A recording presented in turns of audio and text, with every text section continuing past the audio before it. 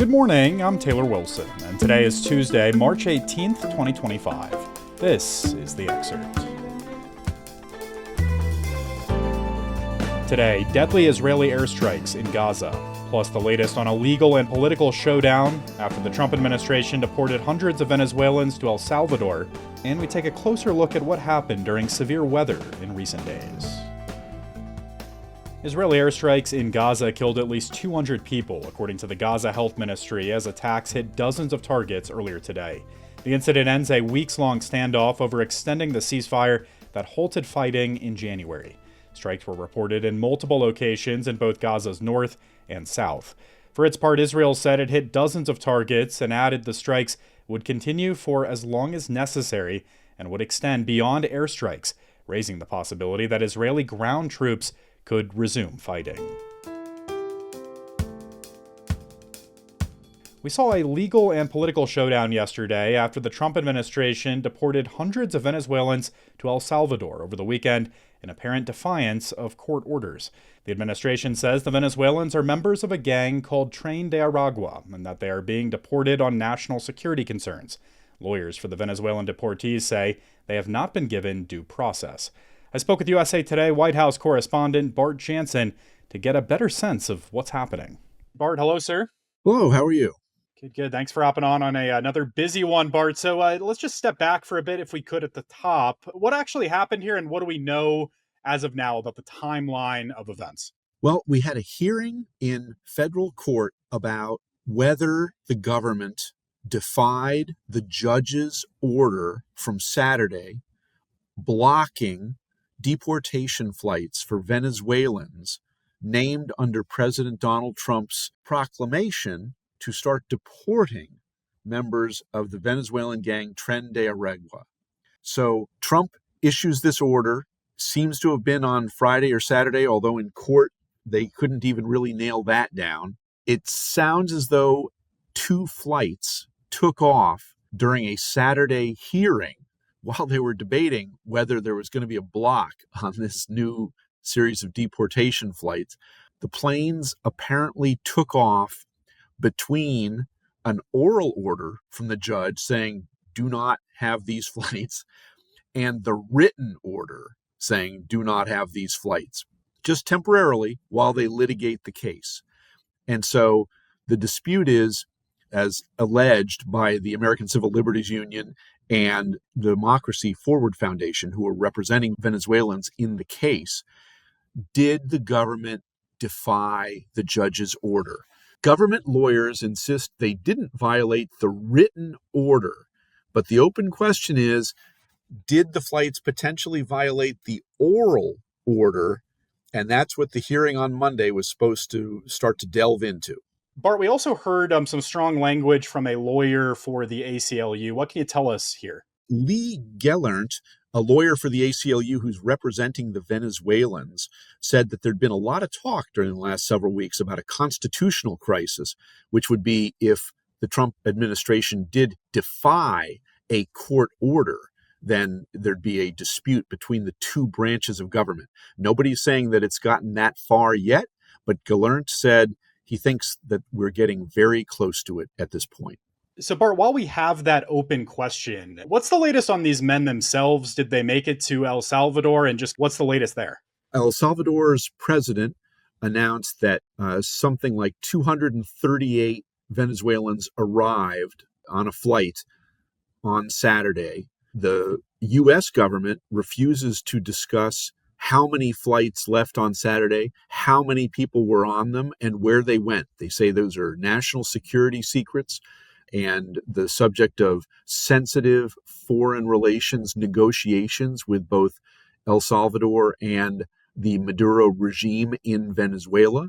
And so that's part of what the judge, James Boasberg, asked for in this hearing. He said he wanted just factual information. How many flights were there? How many people were on the flights? Where did they go? When did they take off? And when did they land? Government lawyers refused to provide that information during the open court session on Monday evening. The judge ordered them to provide the information in writing by noon Tuesday, and that'll be at least confidentially to the judge to start, and then the judge will have to decide whether he wants to make it public. It's not clear how soon it might be made public. The government contends that it cannot be public. So then another scheduled hearing later this week, Bart. Is that where we go from here? Well, we've got a couple of other hurdles to cross before we get there.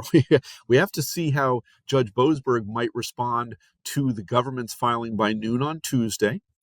In addition, the government has appealed that block on their flights under the Alien Enemies Act. And so the Court of Appeals set deadlines of 5 p.m. Tuesday for the government to file its arguments and 5 p.m. Wednesday for the lawyers representing the Venezuelans to file their arguments.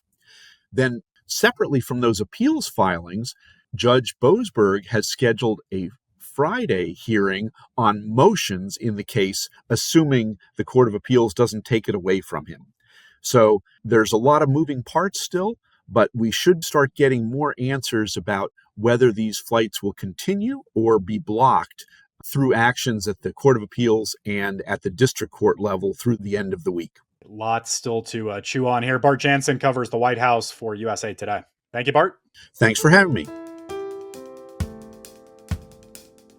President Trump plans to discuss a ceasefire in Ukraine and the outline of a possible peace deal with Russian President Vladimir Putin in a call later today. A Kremlin spokesperson confirmed yesterday that a call between the leaders was set, marking their second known conversation since Trump took office in January. Conversations about bringing the war to an end have sped up over the past several weeks as Western leaders visited Washington, including Ukrainian President Volodymyr Zelensky and NATO Secretary General Mark Rutte. In an Oval Office meeting last Thursday with Rutte, Trump said concepts of land and Ukraine's entry into NATO were being discussed. In an executive order last week, President Trump outlined 7 federal agencies to be reduced in size, including the U.S. Agency for Global Media, which oversees Voice of America. The reduction was made to agencies Trump saw as unnecessary, the order states. In an email sent to Agency for Global Media employees obtained by Reuters and the New York Times, the agency's human resources director told employees they were being placed on administrative leave with full pay and benefits until notified otherwise. Funded by Congress, the Agency for Global Media oversees all non-military international broadcasting. In addition to Voice of America, the agency operates Radio Free Europe and other outlets. Across all of its networks, the agency provides news in 64 languages to more than 427 million people. The Trump administration today will release all the government's classified files on the assassination of former President John F. Kennedy. President Trump said there will be about 80,000 pages of unredacted records available to the public for the first time. The release of the files comes after Trump signed a day one executive order back in January aimed at fully releasing government documents related to the assassinations of Kennedy, his brother and presidential candidate Senator Robert F. Kennedy, and civil rights icon Martin Luther King Jr. While millions of government records related to the Kennedy assassination have been previously released, some information remains classified and redacted. Trump said he instructed his Director of National Intelligence, Tulsi Gabbard, to oversee the release of the remaining files. A major storm over the weekend left at least 42 people dead across the country. I caught up with USA Today national correspondent Dinah Voiles-Pulver to learn more. Thank you so much for giving me a few minutes on this, Dinah. Thanks. Happy to be here. What happened with this violent storm system that spread across really a number of states over the weekend? Well, there was this big Pacific storm off the West Coast last week that just looked so impressive on satellite photos. And that system just moved over the West Coast and it dumped, a couple of feet of snow in the Sierra Nevada. And as it moved across the Rockies, it enters this classic setup that we have in the United States, that the reason we're the number one tornado capital in the world is because of this evolution that happens to storms when they cross the Rockies and they move over the Great Plains, where there's this lots of flat terrain and there are warm winds coming in off the desert from the southwest, and there are very moist conditions coming in north from the Gulf of Mexico. All these factors just come together. They're influenced by the jet stream, which has been dropping low to some degree this spring. And the combination of all those factors, the low pressure system, the jet stream, the moisture off the Gulf of Mexico, the hot, dry weather happening in the Southwest, all combined to make this a much more intense storm system than typical for this time of year. And ultimately, in terms of the tornadoes that we did see, Dinah, just how severe were these tornadoes, kind of relatively speaking? These tornadoes were surprisingly severe. At this point, they've counted more than 7 or 8 EF3s and EF4s, and they're still out doing surveys. And the EF3 and EF4 tornadoes can have winds that can be potentially devastating, even to site-built homes. The storm winds in some of those storms yesterday and some of the tornadoes yesterday were as much as 145 miles an hour or even more than 166 miles per hour in the EF4. And when you think about that, an EF4 has greater winds than a Category 5 hurricane. Wow. I know we've been seeing some extreme fire behavior nationwide as well, Dinah. How did this storm impact ongoing wildfire threats? Any wind at all can make a big difference in how the fire behaves. Wildfire can be driven very much by how dry the brush is, how hot it is, how long the brush has been dry, how long temperatures have been baking the moisture out of the vegetation. But wind is an entirely different factor that can influence a situation like that, sending any flames that start moving at a much quicker rate, which makes them harder to fight. Fires can encourage embers to flame up from a fire and travel great distances and catch new areas on fire. So when you were getting the kind of intense winds that were happening this week, up to 80 miles an hour or more in some locations, those kinds of winds can really quickly turn a fire into a big disaster. Well, and Dinah, I think we've heard that several dozen people have been killed in the wake of this weather. Why were these events so deadly? I think there are a whole combination of factors at play in these deaths that occurred this week. One of them was just so out of the blue. This humongous pileup on the interstate in Kansas involved 70 vehicles and 8 people died in that wreck. And those sorts of collisions happen from time to time, but they're, when you think of 70 cars piling into each other on the freeway, that's a pretty massive event and no real way for people to plan, for a disaster like that. Some of the other factors were just the size of these tornadoes. These were massive tornadoes with high winds moving quickly, and sometimes it's just difficult for people to get the communication they need. It's one of the ongoing challenges for the emergency management community is how to notify, how to make sure that people are paying attention and taking heed when they receive warnings. Dinah, I know as part of your beat, you cover climate. I'm just always curious when we see weather events like these, kind of what role maybe the broader climate conversation is playing here, if any. Climate change and tornadoes is really a fascinating subject. There are a lot of researchers taking an intense look at this, trying to figure out how climate change may be influencing these big convective storms that produce tornadoes.